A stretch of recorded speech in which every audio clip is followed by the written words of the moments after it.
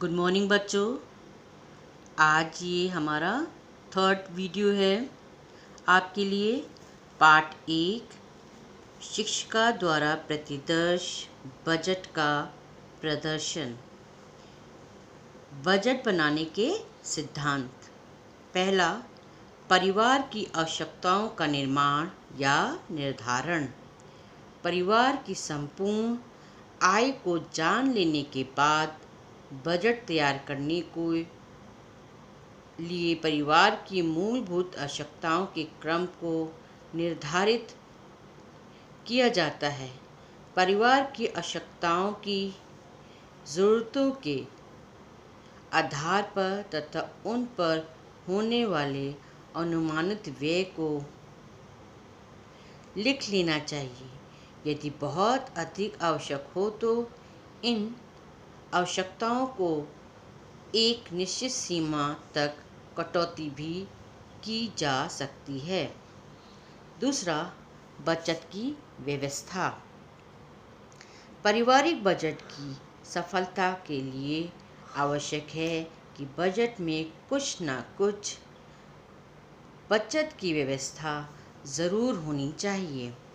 बचत कितनी करनी है इसका कोई नियम नहीं है, परंतु बचत करने के लिए प्रयास ज़रूर करने पड़ते हैं।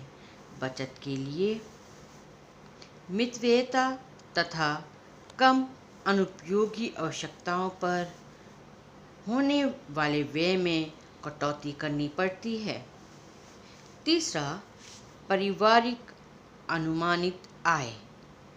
पारिवारिक बजट तैयार करने के लिए गृहिणी अथवा बजट तैयार करने वाले व्यक्ति को अपने परिवार की कुल आय का सही ज्ञान होना चाहिए। संपूर्ण आय का सही ज्ञान होने से अनुमानित व्यय का ध्यान तथा बचत की व्यवस्था की जा सकती है। चौथा, भविष्य के नियोजन संबंधी सिद्धांत। सफल बजट को बनाते समय भविष्य की नियोजन संबंधी सिद्धांत को ध्यान में रखना ज़रूरी है। इस सिद्धांत के अनुसार बच्चों की उच्च शिक्षा, मकान बनाना या खरीदना तथा बेटियों की शादी आदि भविष्य से संबंधित कार्य होते हैं।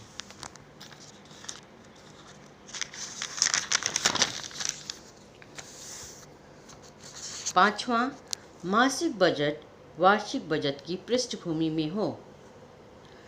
अधिकांश पारिवारिक बजट एक माह के लिए बनाया जाता है, परंतु मासिक बजट को वार्षिक बजट के आधार पर ही तैयार करना आवश्यक है।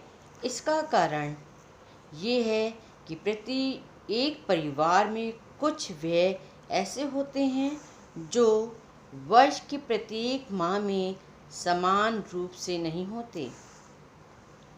किसी माह में कम होते हैं तथा किसी माह में अधिक होते हैं। इसके अलावा ये भी सत्य है कि वर्ष के प्रति एक माह में परिवार की आय भी समान नहीं होती। वर्ष के कुछ महीनों में पारिवारिक आय अधिक तथा कुछ महीनों में पारिवारिक आय कम होती है।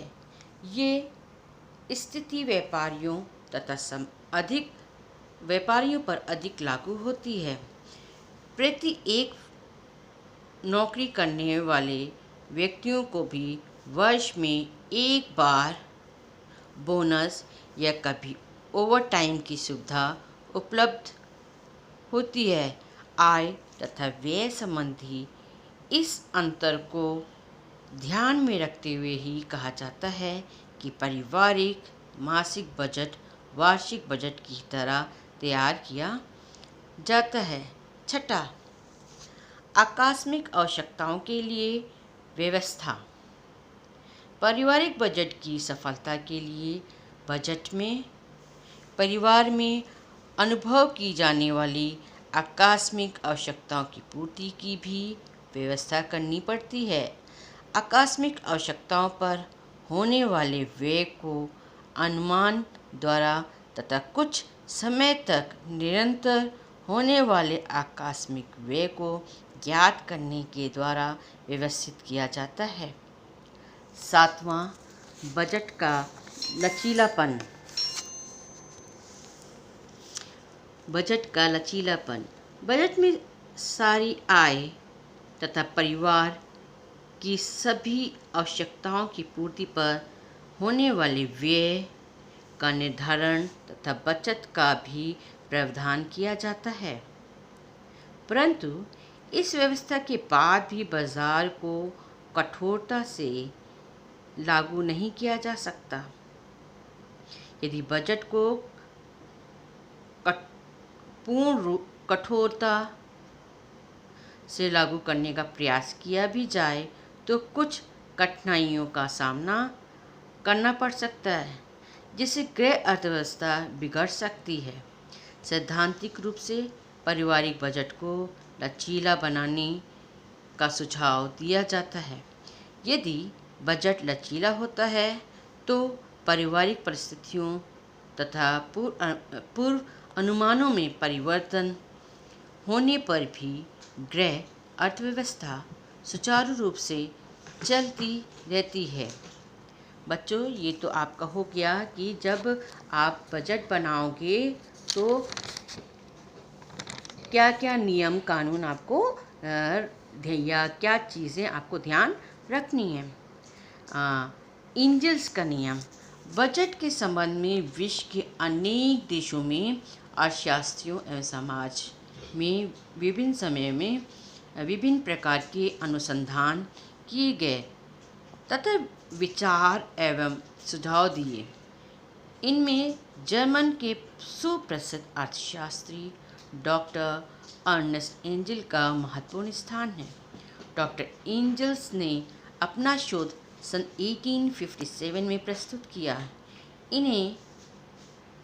इन्होंने श्रमिक वर्ग, मध्यम वर्ग, धनिक वर्ग के परिवारों का अध्ययन करके ये निष्कर्ष किया कि पहला, जैसे जैसे पारिवारिक आय में वृद्धि होती है वैसे वैसे परिवार द्वारा भोजन पर किया जाने वाला व्यय का प्रतिशत घटता जाता है और विलासिता पर होने वाले व्यय का प्रतिशत बढ़ता जाता है। दूसरा, डॉक्टर एंजल्स के अनुसार वस्त्र, गृह, प्रकाश तथा ईंधन आदि पर होने वाले व्यय का प्रतिशत मान स्थिर रहता है। तीसरा, पारिवारिक आय में वृद्धि होने पर सांस्कृतिक आवश्यकताओं, मनोरंजन, शिक्षा एवं स्वास्थ्य पर किए जाने वाले व्यय का प्रतिशत मान बढ़ जाता है। बच्चों, डॉक्टर एंजल्स ने जो सारणी प्रस्तुत की वो इस प्रकार है। उन्होंने देखो व्यय की मदों में भोजन, वस्त्र, गृह, ईंधन तथा प्रकाश, पांचवा शिक्षा, स्वास्थ्य तथा मनोरंजन रखा। फिर उन्होंने 3 भागों में बांटा, श्रमिक वर्ग, मध्यम वर्ग और धनी वर्ग। भोजन को देखो उन्होंने 60% दिया भोजन के खर्च के लिए, 55% दिया मध्यम वर्ग के लिए, धनी वर्ग के लिए भोजन पे 50%। वस्त्र के लिए उन्होंने तीनों पर ही 18% खर्च किया। गृह यानी कि आवास के लिए उन्होंने तीनों पर श्रमिक, मध्यम और धनिक तीनों वर्ग पर उन्होंने 12% खर्च किया।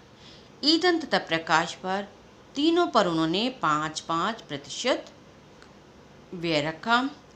शिक्षा, स्वास्थ्य तथा मनोरंजन के लिए उन्होंने श्रमिक वर्ग के लिए 5%, मध्यम वर्ग के लिए 10% और धनी वर्ग के लिए 15% निश्चित किया।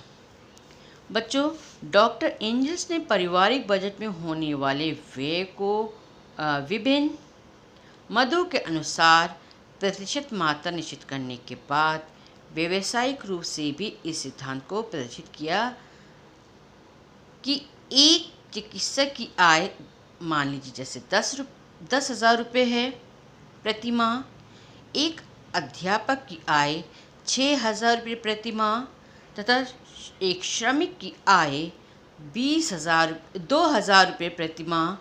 इस प्रकार तीनों वर्गों का पारिवारिक बजट इस प्रकार होगा। इन्होंने व्यय की मदें सेम वही रखी, पहला भोजन, दूसरा वस्त्र, तीसरा मकान, चौथा ईंधन तथा प्रकाश, पांचवा शिक्षा, स्वास्थ्य तथा मनोरंजन। फिर उन्होंने क्या किया, जो भोजन की व्यवस्था थी उस पर 1,200 रुपये श्रमिक पे खर्च किया, अध्यापक पे 3,300 रुपये खर्च किया और चिकित्सक पे 5,000 रुपये खर्च किया। इसी प्रकार उन्होंने वस्त्र पर 360 रुपये श्रमिक पे खर्च किया, अध्यापक पर 1,080 रुपये वस्त्र पे खर्च किया और 1,800 रुपये चिकित्सक के लिए रखा। मकान के लिए 240 रुपये श्रमिक वर्ग के लिए रखा, अध्यापक के लिए 720 रुपये रखा और चिकित्सक के लिए आवास के लिए 1,200 रुपये रखे। बच्चों, ईंधन और प्रकाश के लिए उन्होंने श्रमिक वर्ग के लिए 100 रुपये रखे, अध्यापक के लिए 300 रुपये रखे और चिकित्सक के लिए 500 रुपये रखे। बच्चों, पांचवा शिक्षा, स्वास्थ्य, मनोरंजन आदि, उन्होंने इसके लिए श्रमिक के लिए 100 रुपये रखे, अध्यापक वर्ग के लिए 600 रुपये रखे और चिकित्सक वर्ग के लिए 1,500 रुपये रखे। बच्चों, सबको जोड़ने पे श्रमिक का 2,000 रुपये खर्च, अध्यापक का 6,000 रुपये खर्च और चिकित्सक पे 10,000 रुपये खर्च हुआ। यानी कि जितना उन्होंने आय अर्जित किया उतना ही पूरा उनका व्यय हो गया। ये देखिए, आपको एक ग्राफ दिखाया जा रहा है, इसके अंतर्गत भी यही बताया गया है कि किस तरीके से भोजन पे, वस्त्र पे, मकान पे, ईंधन पर और शिक्षा, स्वास्थ्य एवं मनोरंजन पे खर्च किया गया। ये प्रतिशत के अनुसार दिया गया है। बच्चों, आपको हमने पहले भी बताया, ये बजट संतुलित बजट है जो कि हम लोग के लिए अच्छा नहीं है। यानी कि जितनी आय आ रही है और उतना ही खर्च हो जा रहा है। इसके लिए बहुत से लोगों ने आलोचना की कि डॉक्टर एंजल्स का जो सिद्धांत है वो गलत है। देखिए, हम आपको बताएंगे कि क्या क्या कमियां हैं उनके सिद्धांत में। डॉक्टर एंजल्स का सिद्धांत एवं आलोचना। वर्तमान परिस्थितियों में इस सिद्धांत को व्यवहारिक व सैद्धांतिक दोनों ही रूपों में दोषपूर्ण माने जाने लगा है। इस सिद्धांत की आलोचना निम्न आधार पर की जाती है। पहला, भोजन। अध्यापक तथा चिकित्सक के भोजन के लिए अधिक व्यवस्था की गई है। दूसरा, मकान। अध्यापक व चिकित्सक के लिए मकान के लिए प्रतिशत व्यय बहुत कम है। मकानों की समस्या अधिक होने के कारण मध्यम एवं उच्च वर्ग के लोगों को अपेक्षाकृत अधिक प्रतिशत व्यय व्यवस्था पर खर्च करना पड़ता है। तीसरा, शिक्षा, स्वास्थ्य, मनोरंजन। मध्यम एवं उच्च वर्ग परिवार इस व्यय के मद पर अधिक व्यय करते हैं। तीसरा, प्रकाश व्यवस्था। प्रकाश व्यवस्था पे भी आय में वृद्धि, साथ साथ व्यय के प्रतिशत में भी वृद्धि अवश्य होती है। बचत।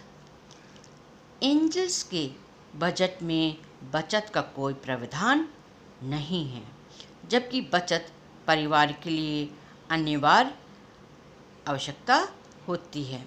बच्चों, तो सबसे ज़्यादा कमी इनके बजट में यही थी कि जितनी आय कमा करके या अर्जित करके लाई जा रही थी उतना ही इन्होंने व्यय कर दिया और भविष्य के लिए कुछ नहीं रखा, जबकि भविष्य की आवश्यकताओं के लिए बचत का प्रावधान रखना चाहिए था। आगे के वीडियो में हम आपको कि बजट कैसे बनाना चाहिए वो हम आपको पढ़ाएंगे। आपका गृह कार्य है। पहला प्रश्न है, पारिवारिक बजट संबंधी एक लोकप्रिय सिद्धांत किस विद्वान ने प्रस्तुत किया था?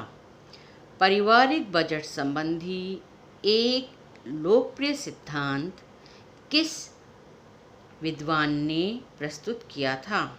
दूसरा, बजट कितने प्रकार का होता है? बजट बनाना क्यों